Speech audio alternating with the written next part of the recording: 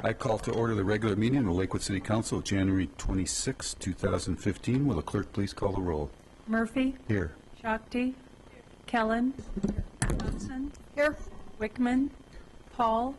Harrison. Here. Wynn. Here. Coop. Here. Faraway. Here. Royball. Here. You have a quorum. Thank you, and as always, I'd like to thank everyone for choosing to take part in your local government by coming out tonight or watching us at home or on the web on TV. I'd like to remind everybody, including myself, which I'm trying to multitask, and turn off your cell phones or anything else that you might have and any sound-making devices in the chambers, and I'm going to do that even as I speak. There we go. Please rise for the Pledge of Allegiance and remain standing for a moment of silent prayer. I pledge allegiance to the flag of the United States of America and to the republic for which it stands, one nation, under God, indivisible, with liberty and justice for all.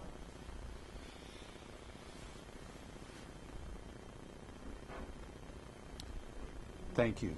Please be seated.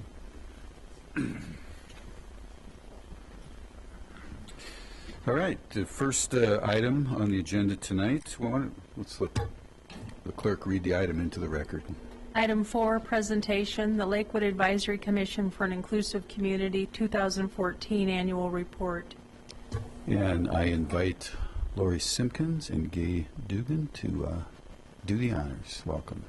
Good evening, Mayor and City Council. I'm Lori Simpkins. I am the chair of the 2015 Advisory Commission for an Inclusive Community, lovingly known as the ACIC. With me is Gay Dugan, the 2014 chair, and we are here to provide the annual report to City Council. First, I'm going to let Gay tell you about the progress that we made last year and a bit about our past, and then I'll take a bit to tell you about our plans for the future. Thank you, Lori. Good evening, Mayor and City Council members. I'd like to give you and our audience a little history about the ACIC. It was established in 2007, by City Council as a way to involve residents more directly in providing valuable public input to City Council by working on specific assignments and grassroots efforts. Members of the ACIC research and develop recommendations on policy issues for City Council, serve as ambassadors for the city to increase its involvement with other agencies and organizations, promote several community events, and work hard to stay educated about issues that affect the community. Since the Commission was formed, we have had 139 members contribute to more than 50 projects and assignments. Some of those include the Snow Pals program, rules and regulations for renaming city parks, and the RV parking ordinance. In addition, we've had 4 members that have gone on to the Planning Commission, and 3 members went on to be elected and currently serve on City Council, to include Karen Harrison, Pete Royball, and Shakti.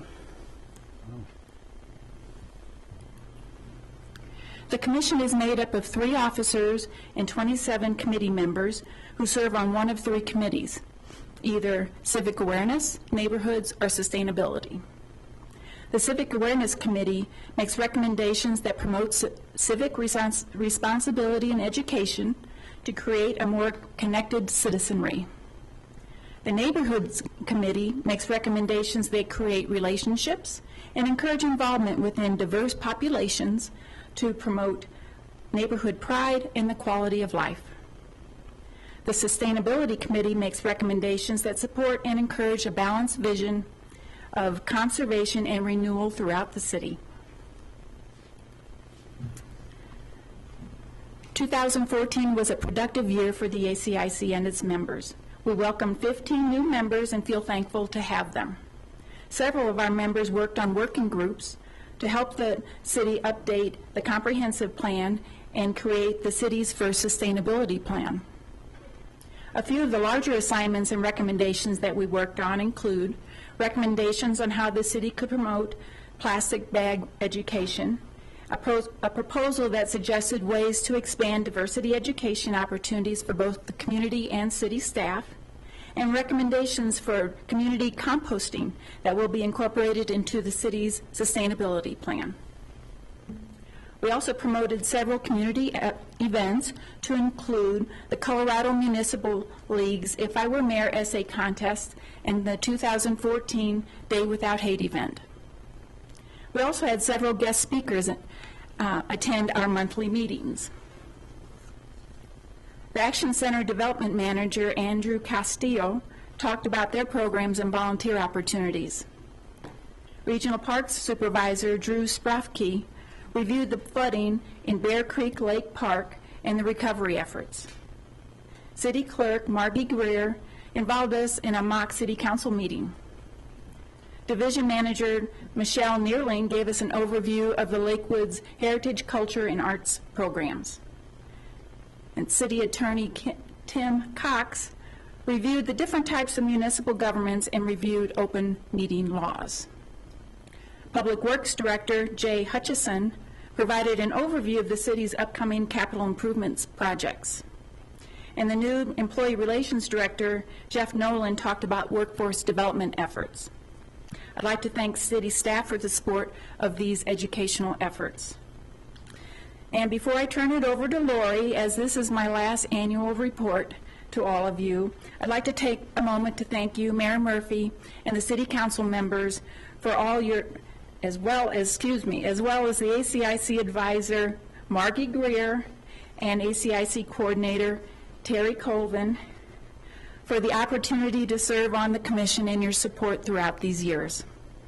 Your sponsorship of this volunteer citizen commission puts Lakewood in the forefront, enabling innovation and fostering inclusion to improve the quality of life of our residents. I'd also like to thank the commission officers, chairs, and members for their dedication and hard work.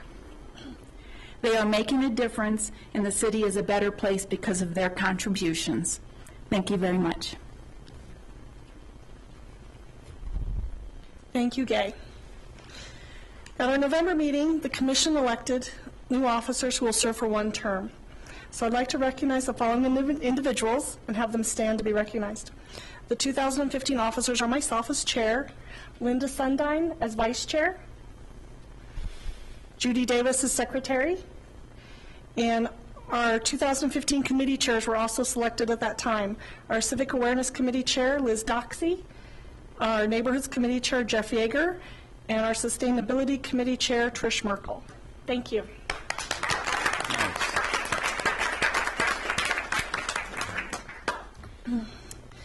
There are many projects in the works, and we hope to bring forward these recommendations to City Council. Code of conduct, historical markers for parks, recycling in city parks, and ideas for Lakewood's 50th anniversary celebrations, and many more. We also plan to continue our educational efforts with several guest speakers and tour of city facilities. I would like to invite and encourage interested residents to attend our meetings and become involved in our community, as we currently have a few openings on the commission. Residents can visit the Lakewood website for more information or stop by the city clerk's office.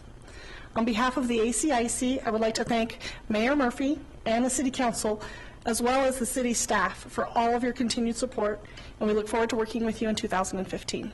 Thank you.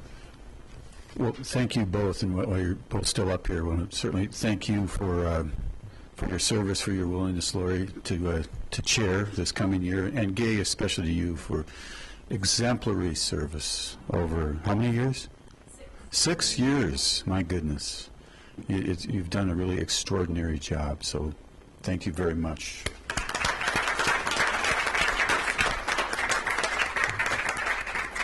Any other comments from anyone? I just want to say thank you as well to Gay and to Lori, and it's everybody here from ACIC that's in the audience. So they've got quite a crowd here tonight, and so thank you for everything that you all do on behalf of the city and the citizens. Appreciate it. Shakti. I just want to add to that Did you want to talk? your role is important, both in terms of the research you do, the ideas you bring, and also just the opportunity to have a fairly large group of community members to work through ideas before we get them. So, thank you. Councilor Paul. I echo everything that's been said, and it's also been great to be part of a team that gets to hear your research first, and you've really done a fantastic job digging into some of these super complicated issues, so thank you. Great. Thanks again. Look at the support you have here. It's quite a turnout. Thank you all very much. All right. On to public comment. This is the point in the meeting where the public is invited to address City Council on items that do not appear on the agenda. All comments should be directed to the City Council. And I'm going to skip the next section, given the light turnout in chambers here tonight. And just once again, for everyone's information, there is a 3-minute time limit. When you come up here, the green light will be on for the first 2.5 minutes. After that time, it will turn yellow, notifying you that you have 30 seconds left, then red, signifying that your 3 minutes are up, at which time we'd ask you to wrap up your comments. 2 names on the list, and then I'll open it up to anyone else. Patrick, is it? Come on down and give us your full name, please. My full name? It just said Patrick, so. Yeah. Okay. Well, I'd like to, first thing is thank the city for the trash bags that they've been supplying. And I've been keeping Colfax and Kendall as neat as it can be, besides of all the drunks and people that want to destroy the place. James would be here right now, but he is in bed sick. So, and we've been doing this every single day, twice a day, just to make sure the areas are picked up so no kids get their feet cut or anything like that. I just want to, tell you guys on how much me and Mr. Mason's been doing, try to keep the area cleaned up. Thank you. Patrick, we appreciate your efforts very much. I know you wrote us an email earlier. We appreciate it. Thank you. Gary Hardy.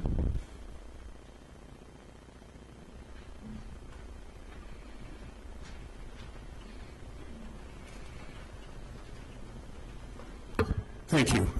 For the record, Gary Hardy at 6014 West Colorado Lane, and with the Lakewood Bicycle Advisory Team. Today I attempted to send you the report card for the City of Lakewood on our bronze status from the league, and I wasn't sure if you'd received that earlier, but I thought I would send it forward, and just wanted to share a little bit of information on that. As you look at that report card, the league rates their communities on 18 different criteria, and I really don't have any idea what the algorithm that goes into that, but when you look at the report card, you can see that Lakewood is well above average when they compared to some of the bronze communities in the country, and a little bit below average in some other areas. And then there's some recommendations on how we can move forward to a silver level.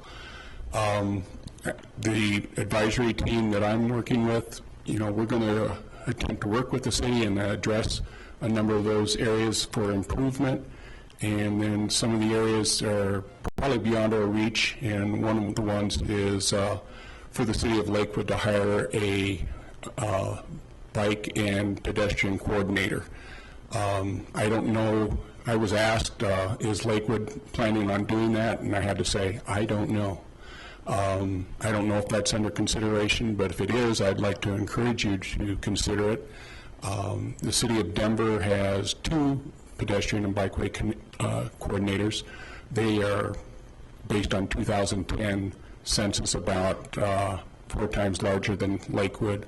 The city of Arvada has a young gentleman in that role now, and I believe Arvada is about 2/3 the size of Lakewood. So as we move towards sustainable transportation, I think that could be a very valuable addition. I know that you want to be good stewards of the tax dollars, but I hope you'll give it some consideration. Thank you. Thank you, Mr. Hardy. Anyone else in chambers wish to address us on anything that's not on the agenda? All right, with that, we'll close public comment. Patrick already left. Anyone on council wish to Say anything about public comment? All right. Thank you very much. Next is the consent agenda, which has been, which is, the use of which is to expedite council action. It contains one resolution tonight and as well as one first reading ordinance. Resolutions are items of a relatively routine nature, which the public will have an opportunity to comment on in a moment. First reading ordinances, the one on the agenda tonight, does appear only for the purpose of setting future public hearing dates and ordering the newspaper publication of the proposed ordinance. So no public comment will be heard this evening on that ordinance, but the public will have an opportunity to comment on it during the scheduled public hearings on the date set tonight by the city clerk. And as I look at this ordinance, that's also one we can listen to comment on at any time over the next couple of weeks, not just at the public hearing, since it's not a rezoning. Any council member may request an item on the consent agenda be removed for separate discussion and action under general business. Margie, please read them into the record. The consent agenda consists of items 6 through 8 inclusive. Item 6, Resolution 2015-9, authorizing the city clerk to administratively waive or reduce certain fees regarding liquor licensing. Item 7, Ordinance O 2015-2, repealing Chapter 5.45 of the Municipal Code. And Item 8, approving the minutes of the regular City Council meeting of January 12, 2015. Thank you. At this time, I'll open the public comment period on the resolution, Resolution 2015. We don't have a presentation on that, right? No. 2015-9, no one's indicated desire to speak.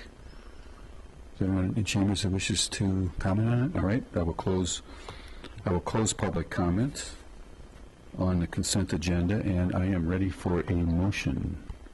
Mayor Murphy, I move for the approval of the council minutes, order all ordinances introduced on the first reading to be published in the Denver Post, with public hearing set for the date included in the ordinance, and for the adoption of resolutions, all of which are included in the consent agenda items introduced into the record by the city clerk.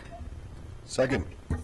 So I just have to note that was Council President Harrison's first reading of a motion, and she did a stellar job. And she's taking bows, as she should. All right. So we have a motion and a second. Any discussion on the consent agenda? If not, please cast your votes for the consent agenda. And it passes unanimously. All right, on to the next item. Hang with me just a second here while Paul gets ready. Will the clerk please read item 9 into the record? Item 9, Ordinance O 2015-1, amending the Lakewood zoning ordinance. All right, we have a staff presentation on this by Paul Rice, who is the Development Assistance Manager.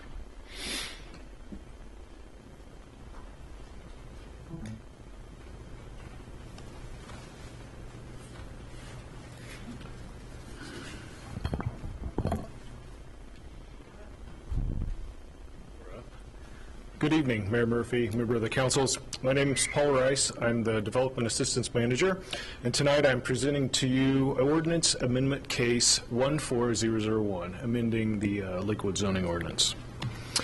Before I begin my presentation, I have a couple follow-up items and a new item. Two items particularly from the study session. One, there was a comment about the threshold for building additions in the 1 and 2 family zone districts, and so we actually are proposing to increase that threshold to 50% when we require a site plan. So we bumped that up a little bit. 20% was when we went back and took a look. It was a little utilized.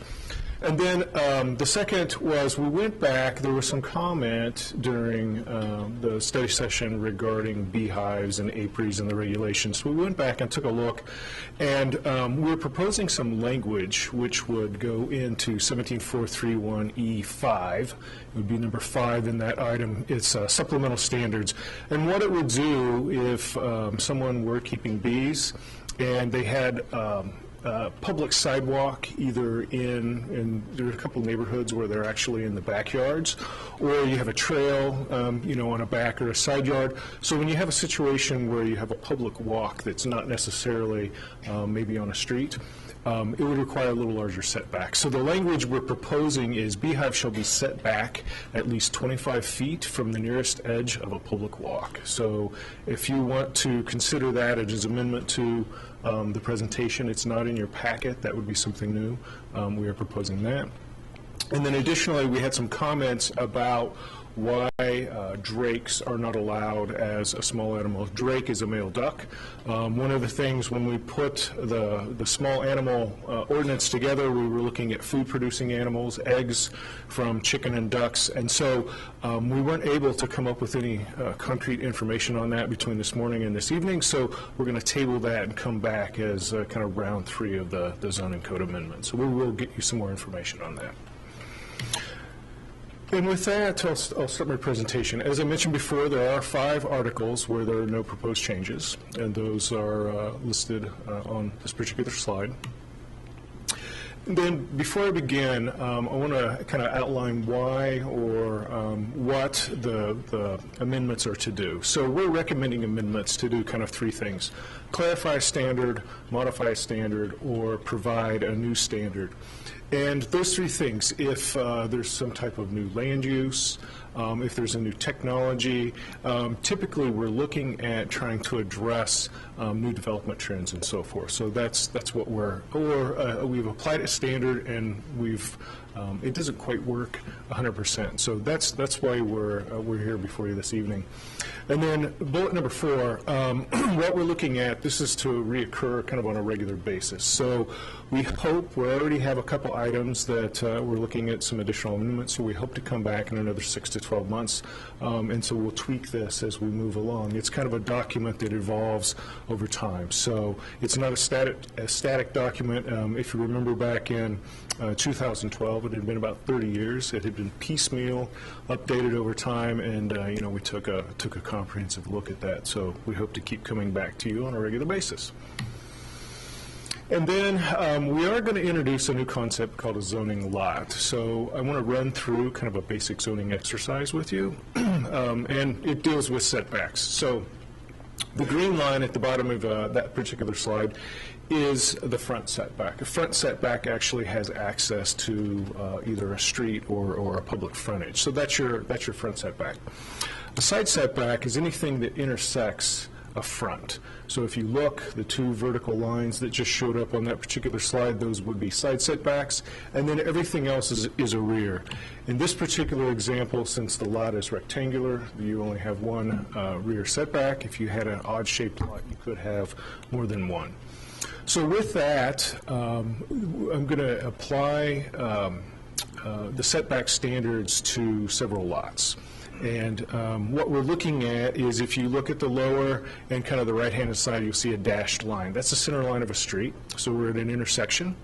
And then moving into the slide a little bit, you see the solid lines. That's the property line. And then we've got 6 lots. They could be multifamily residential. They could be townhome lots. They could be commercial. They could be any number of things. And then I'm going to apply kind of that setback exercise to this example. We'll start with a private access point out to the public roadway, that dashed line, those 2 dashed lines that just came up. And again, we're on a corner lot, so we actually have 2 front setbacks, and those are outlined there in green.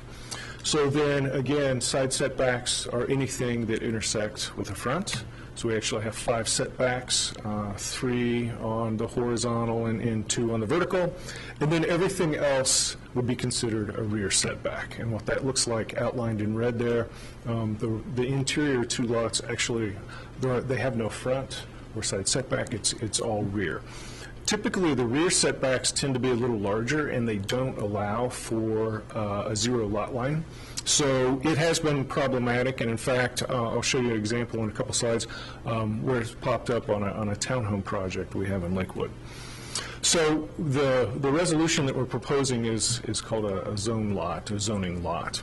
And I'm going to run through that example again, applying this concept. So again, we're having a corner lot. The dashed lines are the intersections. We're going to add the private access in that dashed line in gray. And again, we've got two fronts, so you'll see those outlined in green. And then with the zone lot concept, we're looking at the site as a whole. So those 6 lots will actually function as one lot. So the side setbacks would apply to the edges. There is no, in this particular example, rear setbacks, so you have 2 sides. And then what you end up with, if you look at the dashed line in this particular slide, that's your building envelope. So those interior lots, you can have a townhome development that has 0 lot line. Your setbacks are actually at the edges, and you're not applying setbacks to the center of this particular development. So what does that look like? In the black and white graphic, that's actually the example that we are currently reviewing, one of the projects here in Lakewood. And then the other graphic to the left is something of what that townhome development might actually look like, kind of conceptual. So the zone lot concept, we need to do 2 things. We need to define it. So in Article 13, we'll add a definition, and then we have a process. And that's actually in Article 2, where we have our procedures and appeals. So the process, essentially, the zone lot says if you have multiple lots, the site functions as one. It applies to setbacks, parking requirements, landscaping, things like that, kind of design, site design requirements. It does not, or we're proposing not to apply it to the R1 and R2 districts.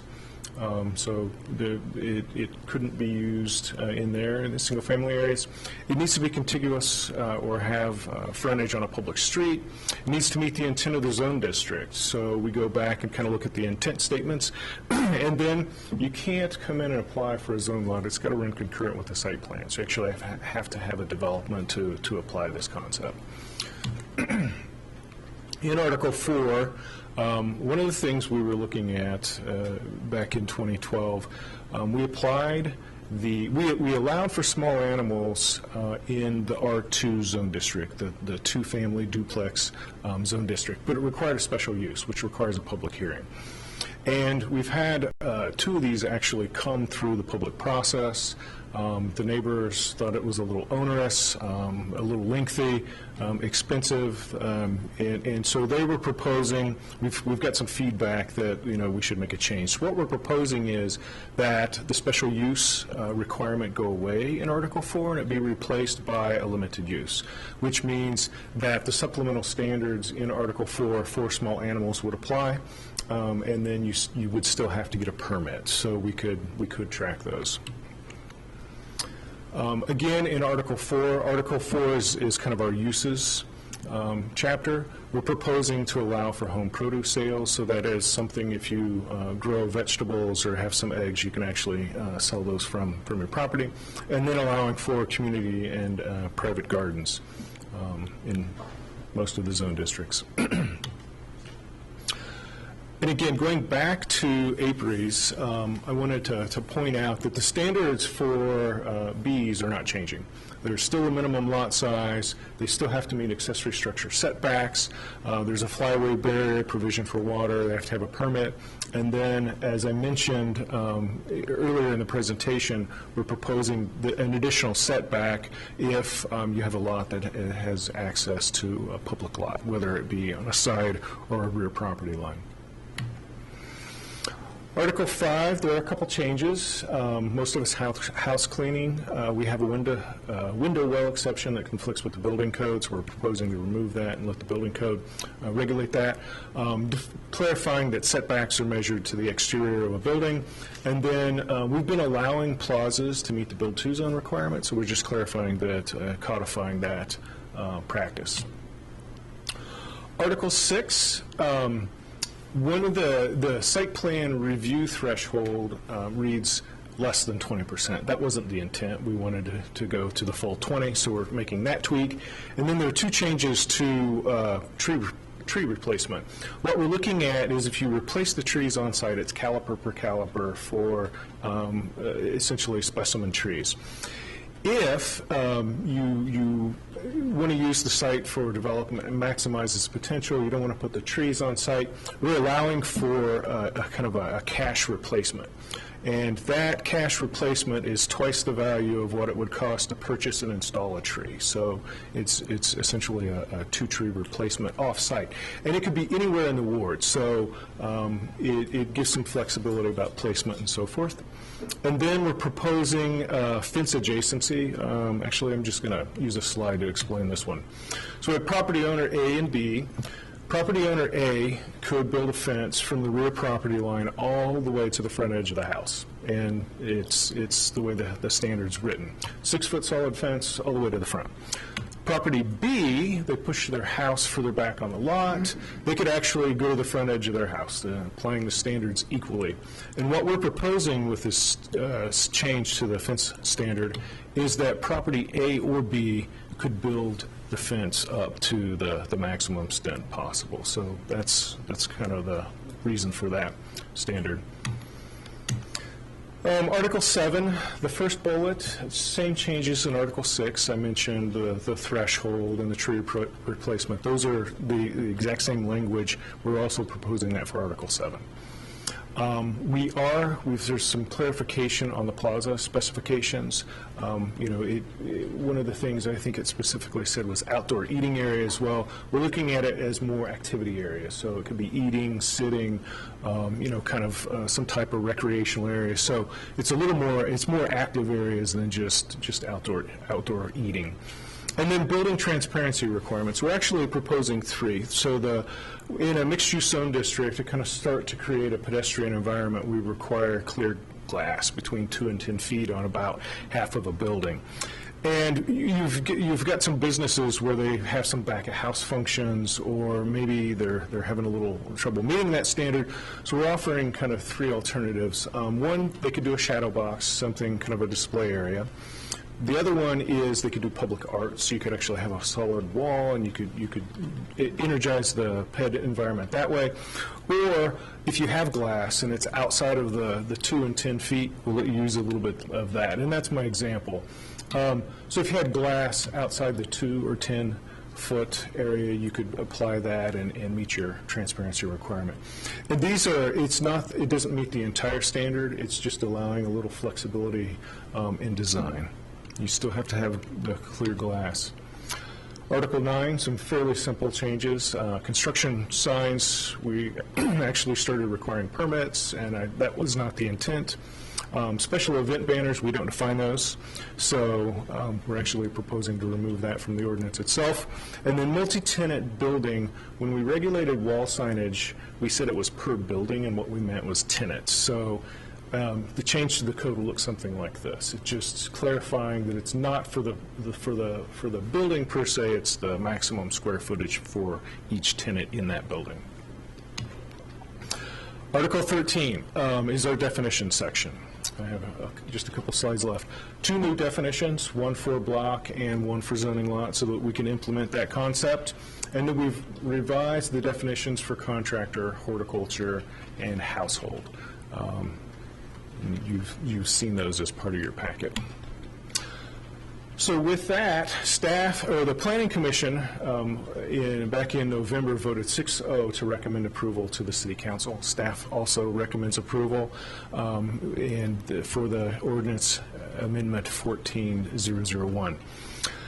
Kind of a follow-up item, the food truck amendments we talked about at the study session back in December also, that'll come back to you in a couple of weeks. It's not part of this. We wanted to go through the zoning process, and then we'll bring that back as an additional item. And with that, staff concludes the presentation. Great call, thank you. And I know that there was a lot of information that happened quickly. I would remind the public that Council's had the packet on this for a while, and we've also seen this in the previous study session. So I would expect a few questions from Council. Anybody? I'll start out with one. Well, we'll wait for everybody to hit their buttons. Back to the apiaries, and I think Councilor Harrison is going to thank you, and Councilor Quinn are going to thank you for this. Just a clarifying question.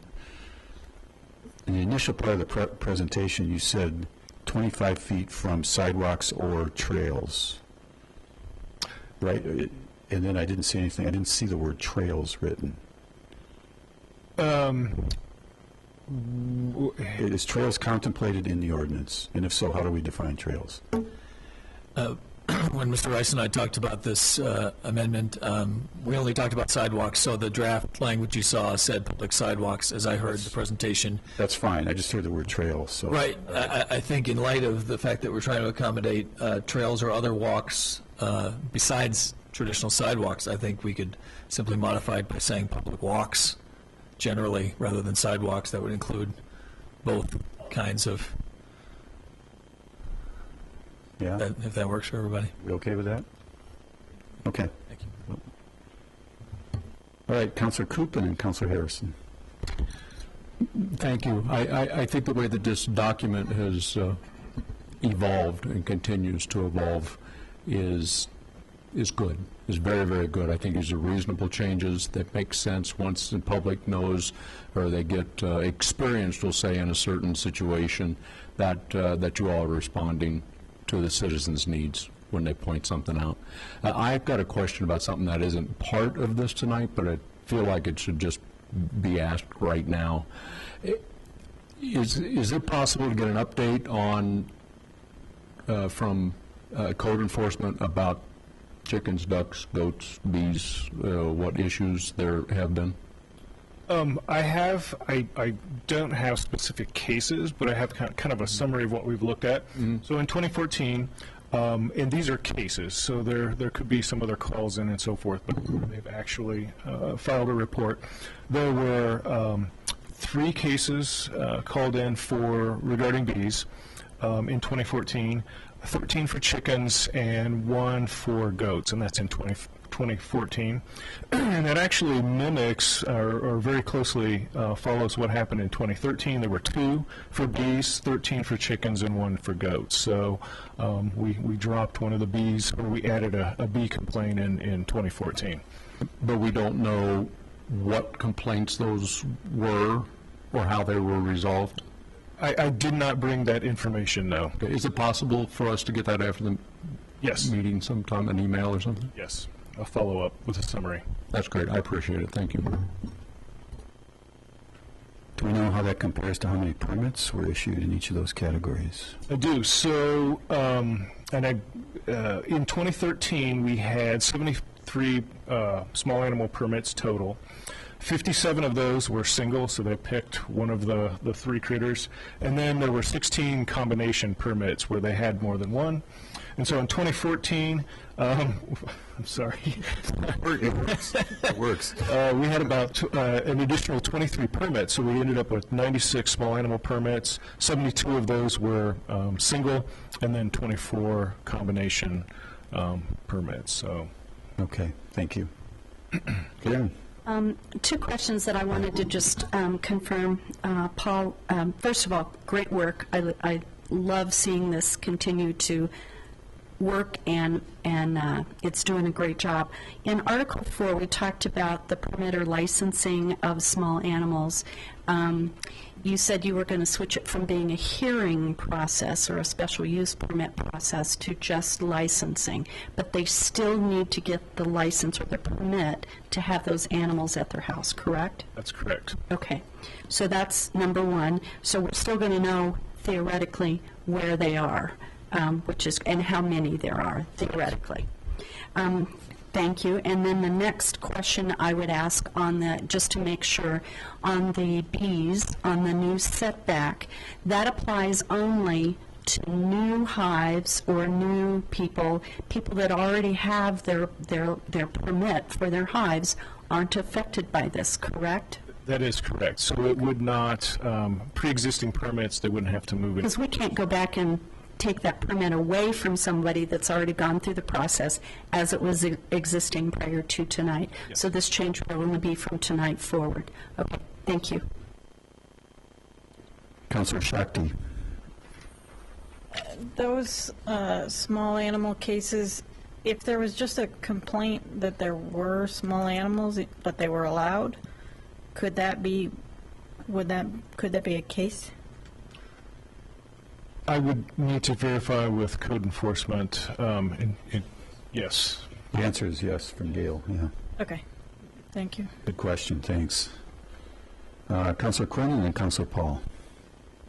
Thank you. I just wanted to mention that the amendment with regard to the 25-foot setback from public walks arose in part from one of our Ward 5 citizens taking Councilor Harrison and I out to his neighborhood to show us some great examples of public walks going through, the sides of people's yards and around their backyards, and how that potentially poses a hazard to people who are walking or riding their bikes within just a few feet of a beehive. So I wanted to thank him for pointing that out to us, and thank staff for working with us on that. Thank you very much.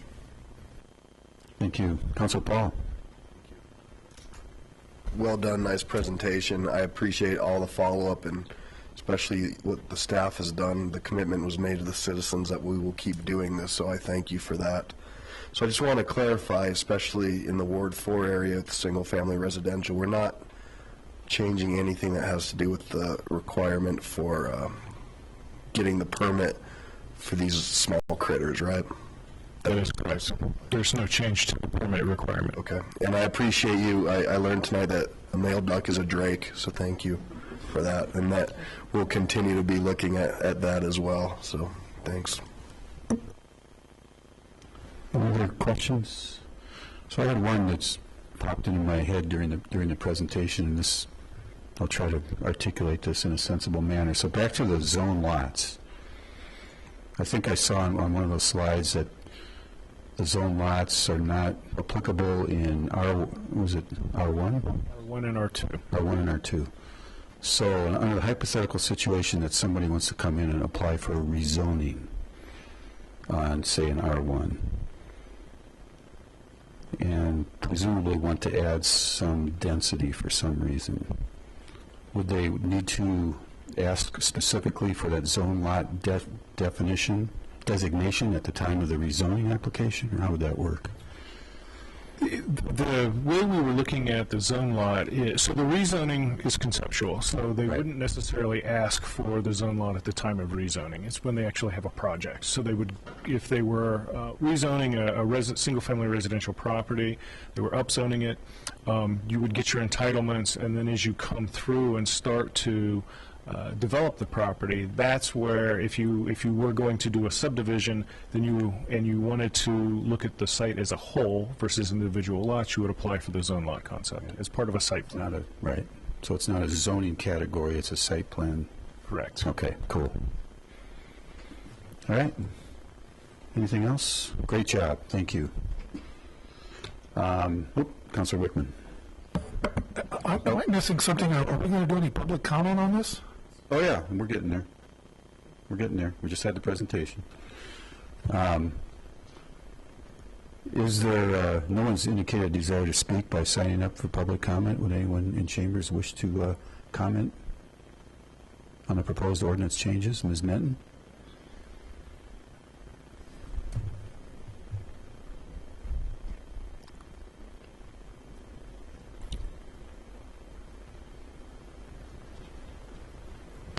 Hello, Natalie Menton, Ward 5. Thanks for taking up the issue of drakes. I don't know how many of you are familiar with chickens versus ducks, but as you read about it, you'll find out that drakes don't compare to roosters at all. And if we really want to talk about sustainability, the option is somebody could have a female and a male duck on their property and have fertile eggs, which they could produce. The alternative right now, the market for ducks in Colorado is very, very limited. So you're left with shipping in poor little ducks that you got a chance of one of them coming in to your mailbox dead. So if we want to look at increasing the agricultural market here in Colorado, this would be a big benefit. I was watching this at home, so I'm not clear, and I know this is not a Q&A session, where that would come up again. It's in another stage, so I don't know how long that would be, but I would like to give council some, if they need any help finding some useful articles on the advantages of drakes, happy to do that. But I can just state that Most people, if they were to look at a drake versus a female, they're not going to know any difference. And as for noise, actually, the comparison is a female maybe go quack, quack, and the male makes less noise than a female. Besides one other little physical comparison that most people wouldn't realize, the only other way to know what you're looking at is to do something quite invasive on the duck, to put it mildly, that exposes the organs. So, graphic here. I'll let you know that. Okay, thanks. So, I hope we will look at that and take it very seriously. Again, limited market here, and more people as they get into urban agriculture are going to realize ducks are a great animal to have and much more friendly and appealing to look at than chickens. And the eggs are much better for baking. So, that's it. Thank you. Thanks, Natalie. It's probably when you were on your way up here, but Paul mentioned we're going to take a look at that issue a little bit further down the road, a few weeks or a couple months, something like that. All right. Thanks. Anything else from council? Dave, was that, okay, I couldn't tell. Yeah, as I've been thinking about this notification requirement, under the special use permit, the neighbors have to be notified for the hearing. The permit requirement that we're going to be having now, will there be any notification to the neighbors as to the existence of these animals? There would not be a notice with the permit requirement as a limited use. So I guess the question is, what does the permit, as we're going to talk about now, what does it actually do of any value? The permit allows us to track who actually has the small animals that they've placed on site, and then if there are any issues, we have the permit, we have a means to go in and kind of check in on that through code enforcement. So it sounds like, in essence, what you're saying is we're registering the animals. We are keeping track. The permit allows us to provide information, so they get kind of an informational brochure about best practices in caretaking and so forth. And then again, it allows us to know locations throughout the city, what kind of animal they've actually. But is there any sort of notification to the neighbors? Again, going back to, if somebody's bringing in a beehive and you're allergic, is anybody going to tell the neighbors? Not with a small animal permit, no. Councilor Coop?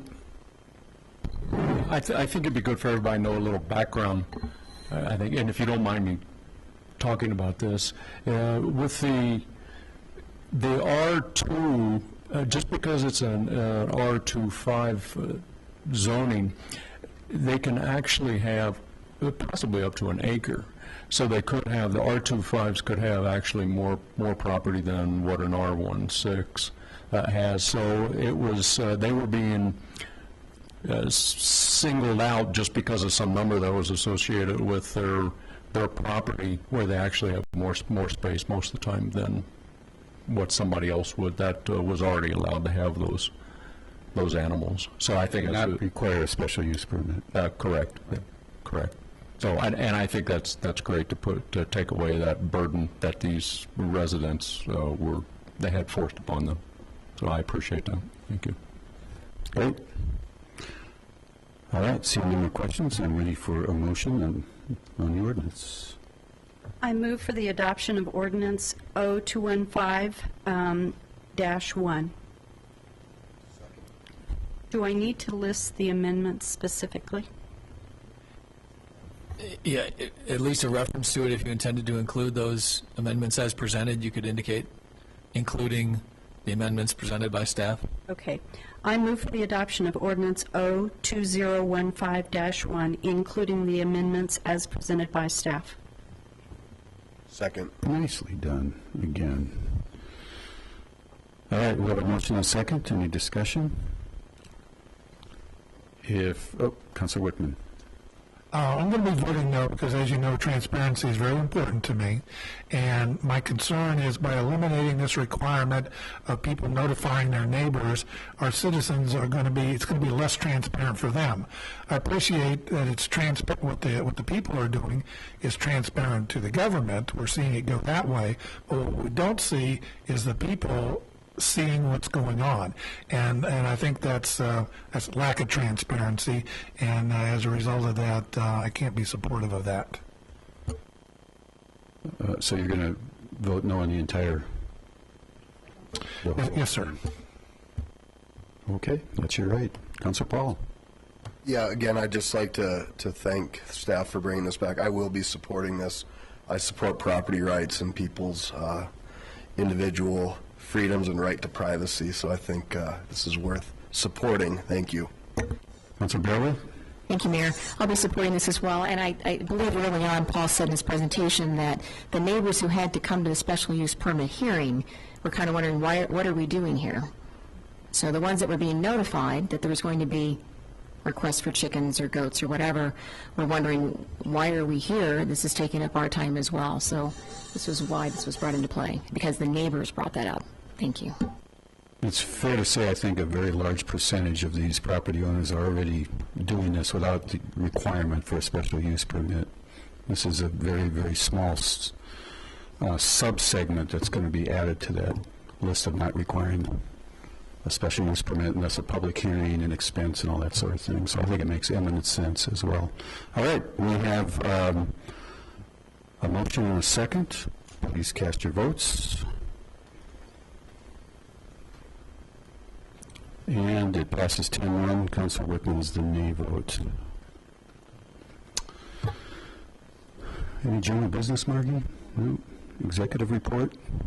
No. All right, on to Mayor and City Council reports. I'll just thank Council once again for the wonderful work we did at our annual planning session Friday and Saturday, January 23rd and 24th. It was, I think, extraordinarily successful. You know, we got a lot done. We listened to, obviously, some high content, really valuable presentations from a number of experts, and we also had some really terrific intra-council dialogue and set some ideas for priorities that each council member has for the coming year and actually coming years. So thank you all for your hard work and as always, your civility in these meetings and in the relative privacy of an annual planning session. So thank you very much. Councilor Paul. No report. Councilor Harrison. No report. I just have to do this at the start of the year. Councilor Roybal, we go left this year. No report. All right. Councilor Barroway. Thank you, Mayor. I just wanted to say congratulations to Planet Fitness. They just had their grand opening tonight at their new location over by Casa Bonita. They have had 1,200 new members already. Yep. And the place was packed tonight. So if you get a chance to go check it out, I highly recommend it. Thanks. Councilor Coop. No report, thank you. Councilor Quinn. Thank you. Just a heads up, 3 weeks out for anyone out there listening, that we have our open houses for comprehensive plan and sustainability plan coming up February 10th and 12th at 5:30 right here in council chambers. Thank you. All right, Councilor Whitman. It's a couple weeks away, but I did want to invite people to come down and spend Valentine's Day with Adam and I. We'll be having our Ward 4 Council meeting on February 14th. Now, there's an invitation. Say it doesn't get any better than spending time with us, you know. But there won't be any swapping us. Yeah, two bachelors on Valentine's Day. Got it.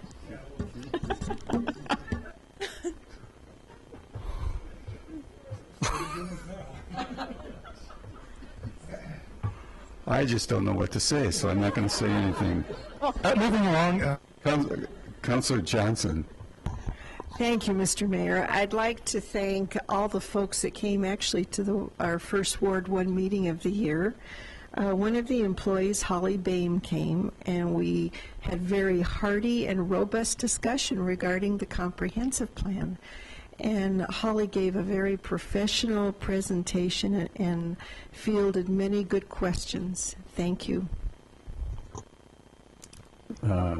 Councilor Kellen, sir. No.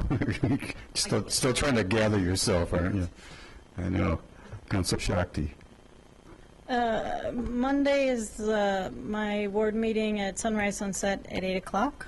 And then I also wanted to give a little update from Dr. Cog. Yep. Tom and I serve on Dr. Cog, and we are going through a process now that has to do with the allocation of federal money. And I'm sure this will come up at some point to council, but we have received almost $2 million for some connections on the multi-use path, the D10 path up near Colfax area, and $120,000 for a wayfinding study, a study about what is the best way to mark bike paths so that people know where to go. Terrific. Thank you for your work on, and that's the Denver Regional Council of Governments, Dr. Cog, yeah. All right, Marty, anything? Tim? No, sir. Kathy? Just that no study session next week, February 2nd. That's right. All right, thank you all. We're adjourned at 7:55.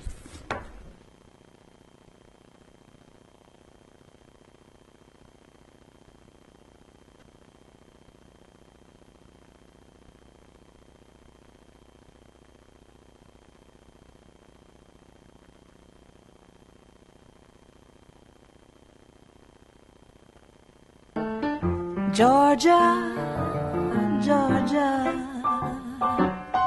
the whole day through, just an old sweet song keeps Georgia on my mind. Georgia on my mind.